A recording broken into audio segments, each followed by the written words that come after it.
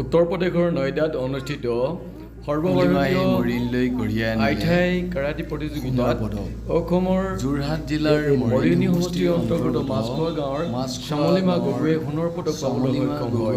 জানিব পৰা মতে অসমৰ সৰ্বমুঠ 42গৰাকী প্ৰতিযোগীয়ে এই প্ৰতিযোগিতাত অংশগ্ৰহণ কৰিছিল। কেইবাটাও ক্লাবে ইয়াত অংশগ্ৰহণ কৰিছিল আৰু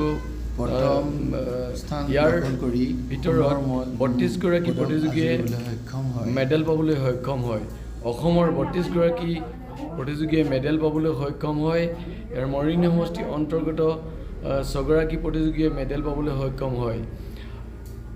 12 তাৰিখৰ পৰা 14 তাৰিখলৈকে অনুষ্ঠিত উত্তৰ প্ৰদেশৰ নয়দাত অনুষ্ঠিত এই ৰাষ্ট্ৰীয় গেমছত শ্যামলিমা গগৈয়ে সোণৰ পদক পাবলৈ সক্ষম হয়।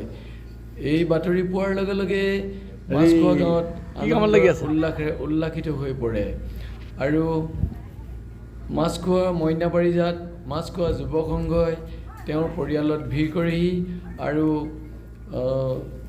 শুভেচ্ছা জ্ঞাপন কৰিবলৈ তেওঁলোকে এটি প্ৰীতিভোজৰো আয়োজন কৰে।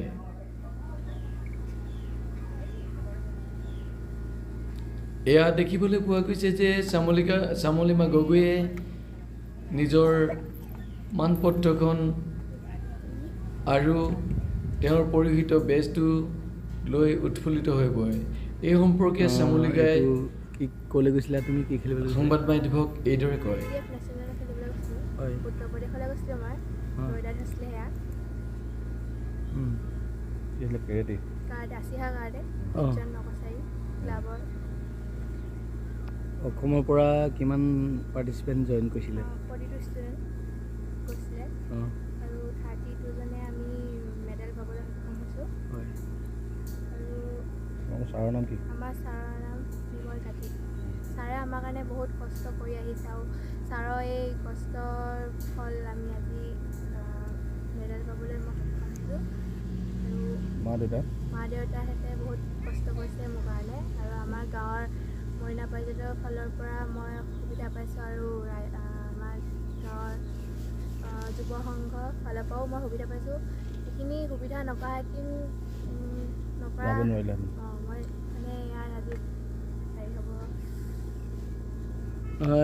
এই গোটেই প্ৰতিযোগিতালৈ যাওঁতে তোমাৰ কিমান পইচা খৰচ হৈছে? 10,000 বেছি হৈছে। এই পইচাটো মানে ক'ৰ পৰা পাইছা? মা দেউতাহঁতৰ দিছে আৰু মইনা পাৰিজাতৰ ফালৰ পৰা সহায় কৰিছে আমাৰ গাঁৱৰ ৰাইজসকলে। আৰু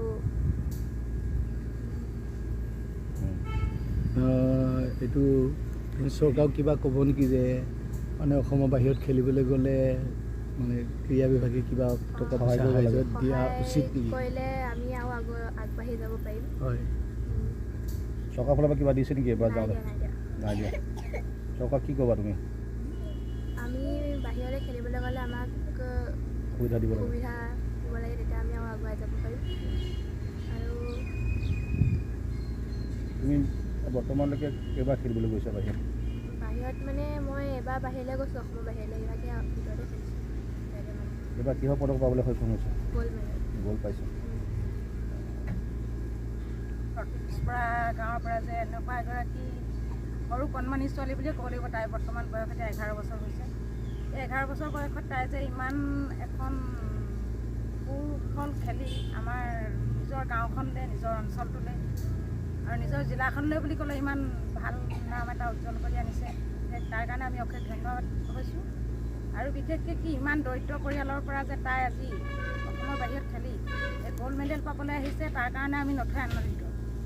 আমি জড়িত হৈ তাইকো সহায় কৰিছিলোঁ, গাঁৱৰ যুৱ সংঘই সহায় কৰিছিলে আৰু গাঁৱৰ ওচৰ চুবুৰীয়া গোটেই মানুহখিনিয়ে তাইক সহায় কৰি আহিছে।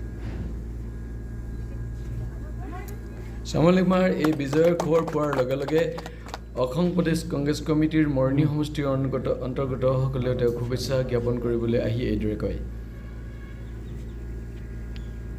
আমাৰ মাছখোৱাৰ নিবাসী শ্যামলিমা গগৈ উত্তৰ প্ৰদেশৰ নয়দাত হোৱা কাৰাটে প্ৰতিযোগিতাত সোণৰ পদক আনিবলৈ সক্ষম হৈছে।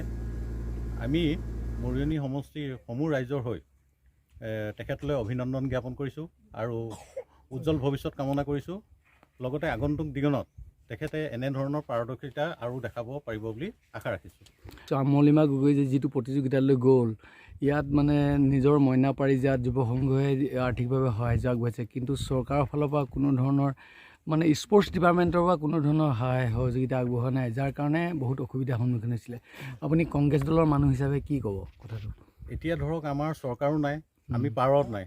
এতিয়া যিখন চৰকাৰ বিজেপি চৰকাৰে এই বস্তুবোৰৰ ওপৰত গুৰুত্ব দিব লাগে। তেওঁলোকে যিটো কয় বেটী বচাও বেটী পঢ়াও, এতিয়া আমাৰ ছোৱালীয়ে যিমানখিনি পাৰদৰ্শিতা দেখাইছে তেওঁলোকে আহি ইয়াত অকণমান হ'লেও মানে সন্মান জনাব লাগিছিলে তেখেতসকলক, কিন্তু তেখেতসকলে আজি অহাত এতিয়ালৈকে তেখেতসকলৰ দেখা সাক্ষাৎ নাই। আমি কিন্তু আহিছোঁ আপোনালোকৰ ওচৰলৈ যে এখেতৰ ভৱিষ্যত উজ্জ্বল হওক, এখেতে আৰু আগবাঢ়ি যাওক, আৰু আমাৰ ফালৰ পৰা যিখিনি কৰিব পাৰোঁ আমি চেষ্টা কৰিম। এখেতে যিখিনি সা সুবিধা পাব লাগে আমি ওপৰৰ কৰ্তৃপক্ষৰ লগত যোগাযোগ কৰিম। এইটো